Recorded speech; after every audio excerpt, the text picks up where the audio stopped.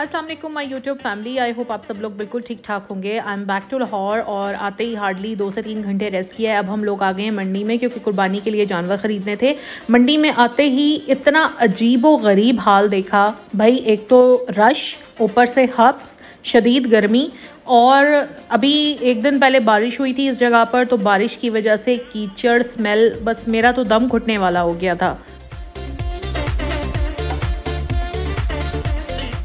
And thank God हम लोग बच्चों को लेकर नहीं आए थे क्योंकि ख़रीदार जो थे ना वो हब्स गर्मी की वजह से परेशान होके सारे बाहर जा रहे थे। जो मंडी के बाहर लोग लेकर खड़े हुए थे ना, उन्हीं से ख़रीदने की कोशिश कर रहे थे। गर्मी इतनी ज़्यादा थी।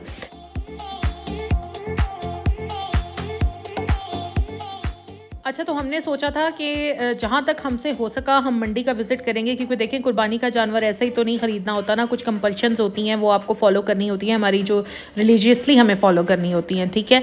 तो वो देखनी होती हैं, फिर भाव ताव करवाना होता है, जानवर भी देखना होता है, खूबसूरत है, सेहतमंद है, कोई नुक्स तो नहीं है, ये सारी चीज़ें।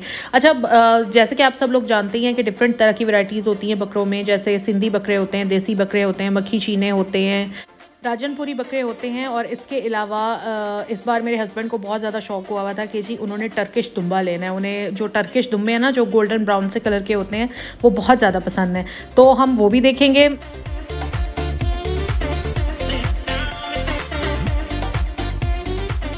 देखते हैं जी, जैसे भी बनता है आपको साथ साथ बताती रहूँगी। Keep in touch with me till the end of my vlog.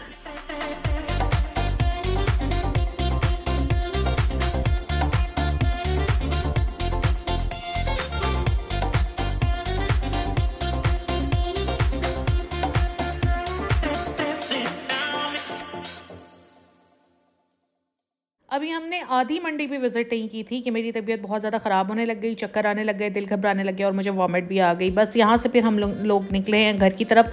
मेरे हस्बैंड कहने लगे कि कल जाएंगे और कहीं किसी और जगह पर देखेंगे, मंडी में अब नहीं आना क्योंकि मंडी के हालात बहुत ज़्यादा बुरे हैं। मैं वैसे कभी भी अपने हस्बैंड के साथ मंडी नहीं जाती, ये फ़र्स्ट टाइम था कि मुझे खुद से शौक था कि इस बार जानवर मैंने अपनी पसंद का लेना है। बस इसी मकसद के लिए मैं उनके साथ गई थी। तो आज यहाँ का प्रोग्राम करते हैं जी कैंसल। अब कल जाएंगे किसी ओपन जगह पर जहाँ पर माहौल कम से कम कुछ तो ठीक हो कि खड़ा हुआ जा सके, जानवर देखा जा सके, पसंद किया जा सके। तो अब इस प्रोग्राम को हम डाल रहे हैं कल पर, देखते हैं कल क्या होता है।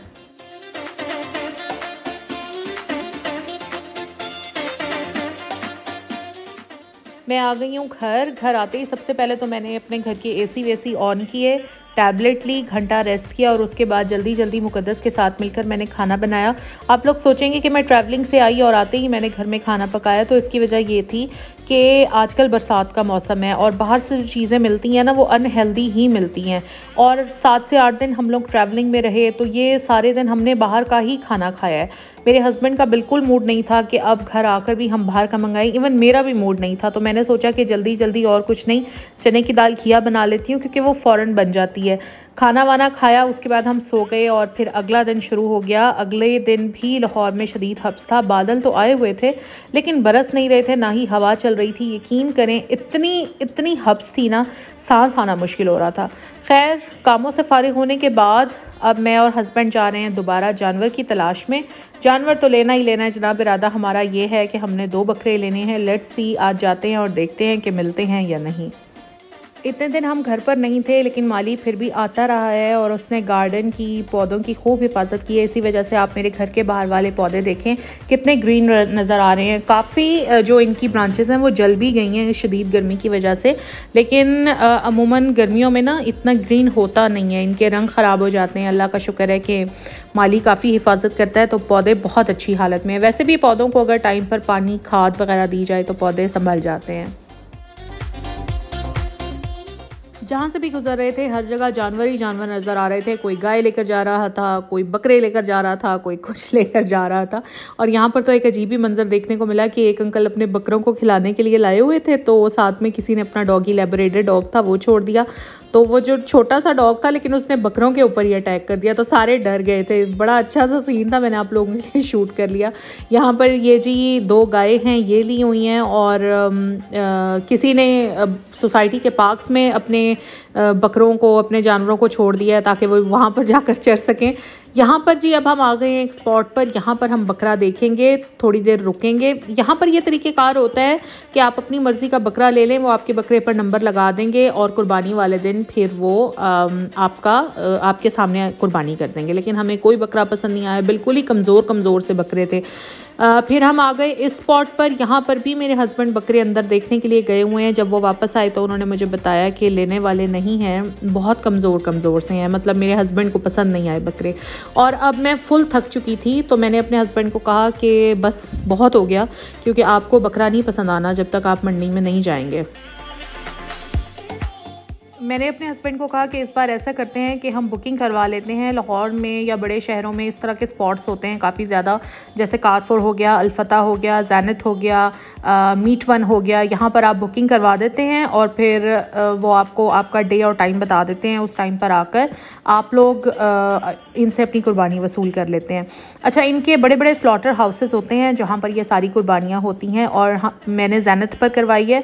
तो ज़ैनत पर करवाने की वजह ये थी कि इनका कट जो होता है ना, वो बड़ा अच्छा होता है, गोश्त बहुत अच्छा बना कर देते हैं। सारी कलेजी अलहदा होती है, रान अलहदा होती है, सब कुछ यानी कि प्रॉपर वे में पैक करके हमें देते हैं ये।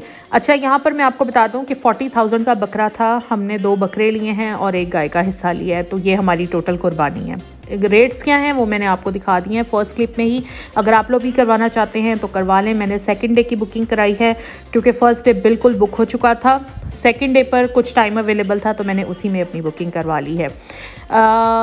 इस तरह बड़ा कन्वीनियंट हो जाता है। इस बार असल में हमने काफ़ी ज़्यादा टाइम ट्रैवलिंग में गुजार दिया, तो थकावट भी बहुत ज़्यादा है, दूसरा गर्मी बहुत ज़्यादा है, और सबसे बढ़ के ये कि अगर आपको एक आसानी हासिल है तो क्यों ना उससे फ़ायदा उठाया जाए। और अभी हमने कोई शॉपिंग नहीं की है, ना ही हमने कपड़े बनाए हैं, ना ही हमने जूते लिए हैं, कोई शॉपिंग नहीं की, क्योंकि जितनी शॉपिंग थी ना वो हम अपने नारान के ट्रिप से पहले कर चुके थे फॉर ट्रिप। तो ईद के लिए अभी तक कुछ भी नहीं है। हाँ, बस ये है कि मैंने लॉन के कुछ 2-3 सूट्स बनवाए हुए थे जो आप लोगों के साथ मैंने एक व्लॉग में शेयर भी किए थे। उनमें से मैं 2 सूट तो पहन चुकी हूँ, एक अभी रहता है, तो इंशाल्लाह ईद वाले दिन मैं वही पहन लूँगी। तरफ की भी 2 शर्ट्स ली हुई थी, मैंने आप लोगों के साथ शेयर भी की थी, तो तरफ भी इंशाल्लाह वही पहनेंगे हम लोग नया सूट ही इंशाल्लाह, क्योंकि ईद के दिन नया सूट पहनना सुन्नत होता है। लेकिन ये है कि proper for purpose of Eid हमने कोई शॉपिंग नहीं की। इस ईद का वैसे भी जो मेन मकसद होता है वो कुर्बानी होती है, और कुर्बानी अल्लाह ताला को बहुत ज़्यादा पसंद है। अल्लाह ताला सबको तौफीक दे और सबकी कुर्बानी मुझ समेत कबूल व मंजूर फरमाए। ये था मेरा आज का व्लॉग। घर आते ही बच्चों के लिए बस कुछ ना कुछ बनाना शुरू कर दिया है। चाय बनने रखी है मैंने अपने लिए और अपने हस्बैंड के लिए। वीडियो अच्छी लगी हो तो प्लीज़ लाइक ज़रूर कीजिएगा। अपना ख्याल रखिए। अल्लाह हाफिज़।